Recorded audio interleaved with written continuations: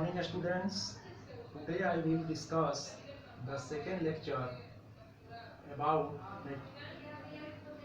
natural resource, and I will discuss what is ubiquitous and localized resource.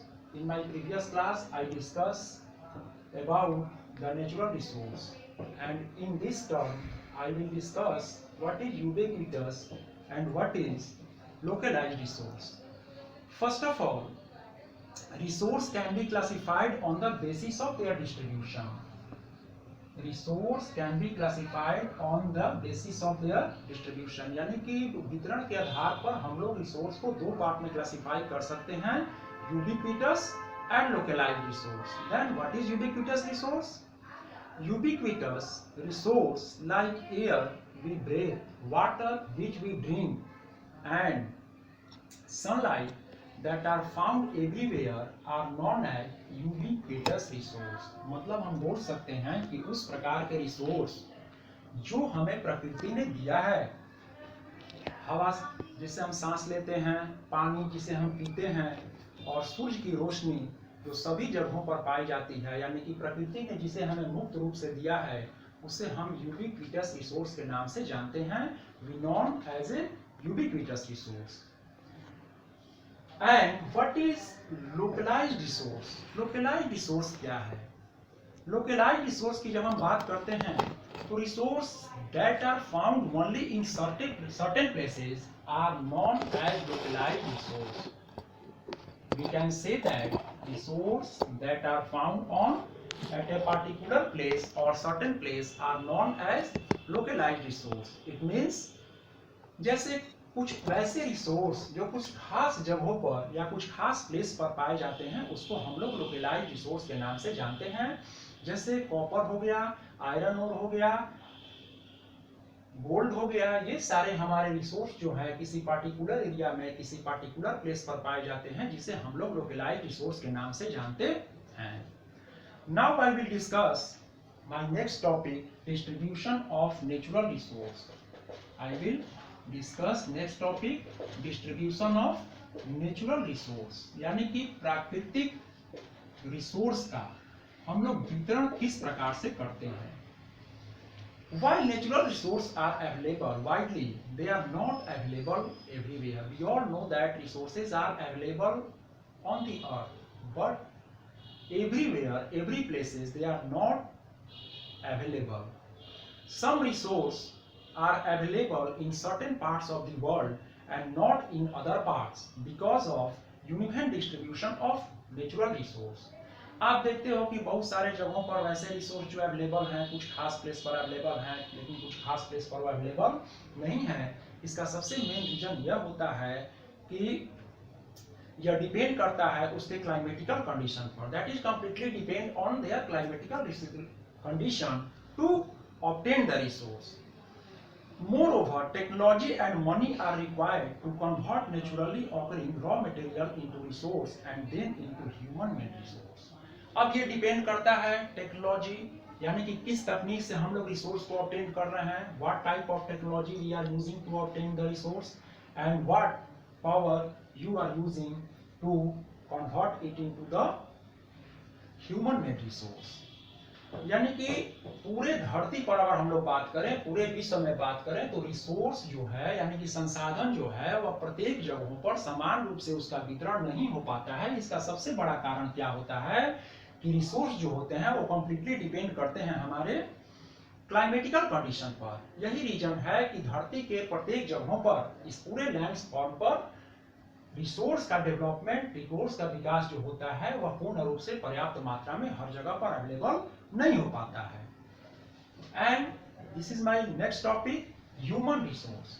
What is human resource? Now it is clear what is natural resource. And next topic is human resource. Human resource यानी कि मानव संसाधन जो है वह क्या है. हम लोग ह्यूमन बीइंग को भी एक संसाधन के रूप में इस्तेमाल करते हैं. Human resource constitute human being themselves. Human resources are considered to be the most important resource. इस पूरे प्रकृति में अगर सबसे बड़े रिसोर्स के बारे में हम लोग बात करते हैं तो वह है हमारा ह्यूमन रिसोर्स. उसका एक बहुत बड़ा वाइटल रोल और कंट्रीब्यूशन होता है हमारे पूरे इस समाज में, इस पूरे अर्थ पर।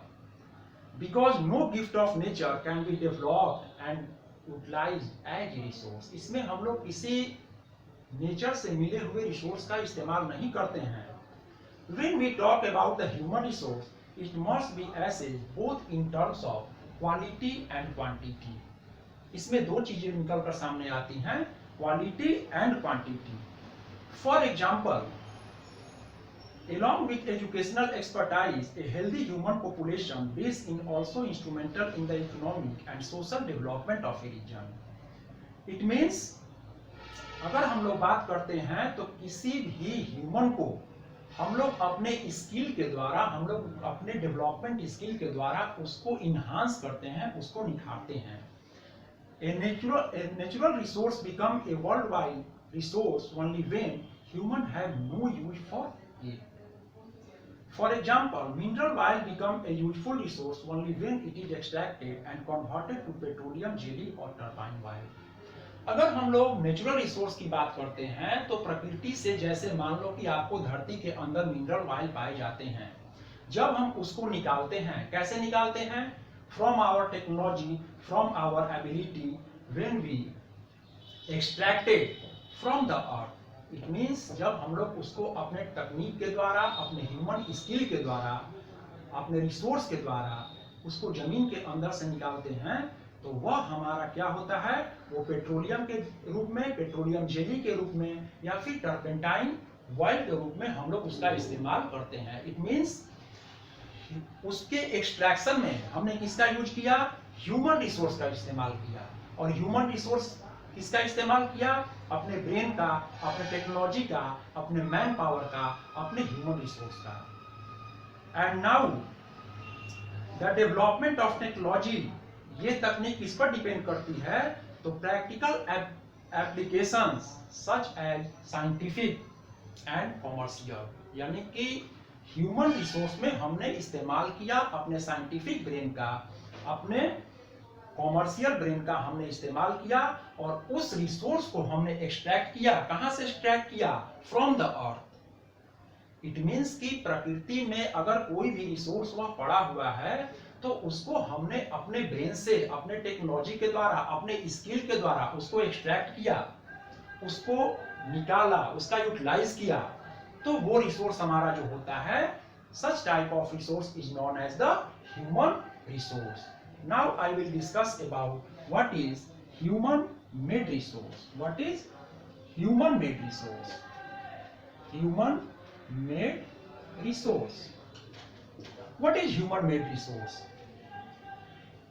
Human made resource play a vital role in the utilization of natural resource. Such resource use technical expertise, government structure, political, economic institution.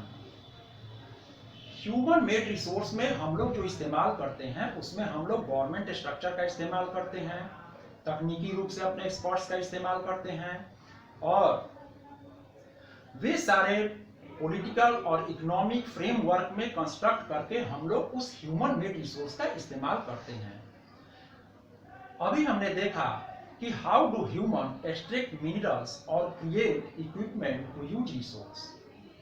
It means कि नेचुरल ऑयल को या कोई भी नेचुरल रिसोर्स को एक्सट्रैक्ट करने के लिए ह्यूमन बीइंग ने किसका इस्तेमाल किया?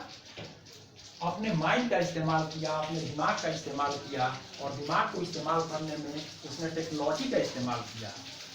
टेक्नोलॉजी के द्वारा उसने उन्नत किस्म की मशीनें बनाई, मशीनों का इस्तेमाल करके उस नेचुरल ऑयल को या नेचुरल रिसोर्स को एक्सट्रैक्ट किया गया from beneath the earth. It means we extract the natural resource beneath the earth, यानी कि जिस तकनीक का इस्तेमाल हम लोगों ने नेचुरल ऑयल को एक्सट्रैक्ट करने के लिए जमीन के अंदर से प्रयोग किया, मशीनों को बनाया या मशीन का निर्माण किया, तो उसको हम लोग क्या बोलते हैं? Human made resource. ह्यूमन जिस रिसोर्स का इस्तेमाल करता है नेचुरल रिसोर्स को ऑब्टेन करने के लिए, चाहे मशीन के रूप में हो या फिर अदर इक्विपमेंट के रूप में हो, उसको हम लोग बोल सकते हैं ह्यूमन मेड रिसोर्स। अब ये आपको क्लियर हो गया होगा वेल बेटर कि what is natural resource, what is human resource and what is human made resource. Now I will discuss my next topic, conservation of resource. What is conservation of resource? Now I will discuss what is conservation of resource means हम लोग अपने resource का संरक्षण कैसे करते हैं। Resource के संरक्षण करने का मतलब कि हम लोग अपने संसाधनों को कैसे कंजर्व करते हैं। Conservation can be defined as the protection of natural resource. It means कि कंजर्वेशन का मतलब यह होता है कि अपने रिसोर्स को प्रोटेक्ट करना, अपने रिसोर्स को बचाना। How we conserve it? Scientist first examine how and why natural resources are being depleted or degraded and then find way to solve the problem. हमारे एक्सपर्टाइज, हमारे वैज्ञानिक पहले फर्स्ट ऑफ ऑल ये observe करते हैं कि हमारे नेचुरल रिसोर्स जो हैं वे कैसे डिप्लीट हो रहे हैं और उसको बचाने के क्या उपाय हैं, कौन से हम लोग उसके फंडामेंटल तरीकों का इस्तेमाल करें जिससे वे हमारे रिसोर्स जो हैं उसको हम लोग सेव कर सकें। All of you know that the various natural resources found on our planet and interrelated. आप सभी जानते हो कि हमारे जो नेचुरल रिसोर्स हैं, हमारे ये प्लानेट अर्थ, जो हमारी ये प्लानेट है, इस पर ये अवेलेबल है। If one part is affected, the other gets affected too. अगर हमारा कोई भी इसमें एक पार्ट अफेक्टेड हो जाता है तो उससे दूसरा पार्ट भी हमारा जो होता है वह अफेक्टेड हो जाएगा। जैसे आप एग्जांपल में ले लो कि if forest are cut down, अगर हम लोग जंगलों को काट देते हैं तो क्या होगा, जंगलों को काट देंगे तो ऑक्सीजन की कमी हो जाएगी। जंगल में हमारे जो पेड़ पौधे होते हैं वे हमारे नेचुरल रिसोर्स होते हैं, अगर उस रिसोर्स को हम लोग काट देते हैं तो ऑक्सीजन की कमी हो जाएगी। वाइल्ड एनिमल्स जो भी हमारे होते हैं, जंगली जीव जंतु जो होते हैं जो हमारे जंगलों में रहते हैं, तो उनका जो आशियाना होता है वो छीन जाता है। या फिर आप नेक्स्ट एग्जाम्पल ले लो, नेक्स्ट एग्जाम्पल में हम आप लेते हैं कि जैसे मान लो depletion of water, water level है जो धीरे धीरे क्या हो रहा है, डिप्लीट हो रहा है। अगर वाटर लेवल हमारा डिप्लीट हो रहा है, वाटर वैनिश हो रहा है सब पूरे सरफेस से, तो क्या होगा, one day the result will observe, result क्या निकलेगा कि completely our life will be in danger, हमारी पूरी जो धरती है वह खतरे में पड़ जाएगी। इसका मतलब यह निकलकर सामने आता है कि we have to save our natural resource, हमें अपने प्राकृतिक संसाधनों को बचाना होगा, हमें अपने प्राकृतिक संसाधनों की रक्षा करनी होगी। We have to conserve it, we have to protect it for our forthcoming generation, हमें आने वाली पीढ़ियों के लिए नेचुरल हमारे जो भी रिसोर्स हैं, प्राकृतिक जो भी रिसोर्स हैं, प्राकृतिक संसाधन जो हमारे हैं उसे हमें सेव करना होगा, उसे हमें बचाना होगा। Now it is clear that how we can conserve our natural resource, and now I will discuss resources and sustainable development. Now I will discuss resources and sustainable development. It means sustainable development. What is resources and sustainable development? We all well better know that global warming, water pollution, air pollution and careless use of natural resources are threatening the world. हम सभी जानते हैं कि global warming, water pollution, air pollution हमारी पूरी पृथ्वी को, हमारी पूरी धरती को या पूरे वर्ल्ड को बोले तो एक बहुत बड़े संकट में ये डाल रहा है। आप पढ़े हो ग्लोबल वार्मिंग के बारे में, raising down temperature of the earth surface due to the increasing of CO2 is not as global warming. धरती के तापमान के CO2 गैसों के कारण बढ़ने की क्रिया को हम लोग ग्लोबल वार्मिंग बोलते हैं। या फिर हम लोग वाटर को पोल्यूट कर रहे हैं, या फिर हवा में प्रदूषण की मात्रा बढ़ रही है, तो यह पूरे अर्थ को ही नहीं बल्कि पूरे विश्व को एक बहुत बड़े संकट में डालेगा। Then it is our responsibility to protect our land, protect our environment and natural resource. Resource conservation means to protect or conserve our resource very judiciously or very effectively. It means we have to protect, we have to save our land, our earth, or whole world. And sustainable development is to use resource without depleting them. Sustainable development means we have to use resource. हमें अपने उन संसाधनों का इस्तेमाल करना होगा जिसमें हम लोग संसाधनों का इस्तेमाल तो करते हैं लेकिन सावधानी पूर्वक और उसको तरीके से, ताकि हमारी पूरी वन संपदा जो है, हमारी पूरी अर्थ जो है, हमारी पूरी विश्व जो है वह खतरे में न पड़े. Hence we need to manage the use of resource wisely.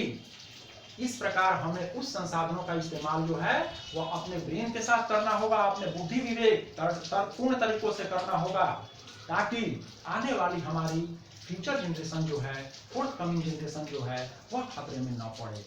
To work towards sustainable development, what steps to have to provide? हमें किन स्टेप्स को लेने होंगे? तो following are the steps that we have to take to protect our environment and resource. First of all, recycle and reuse the resource. हमें क्या करना होगा? Recycle and reuse the resource. वैसे संसाधन जो हमारे चीजें बेकार हो जाती हैं उनका रिसाइकल करके रीयूज करना होगा, जैसे पेपर, प्लास्टिक्स, कांच के बॉटल्स, ये सारी जो वस्तुएं होती हैं जिन्हें हम लोग अक्सर समझकर फेंक देते हैं, उसका हमें रिसाइकल करके रीयूज करना होगा. Avoid wastage, paper, plastic and would.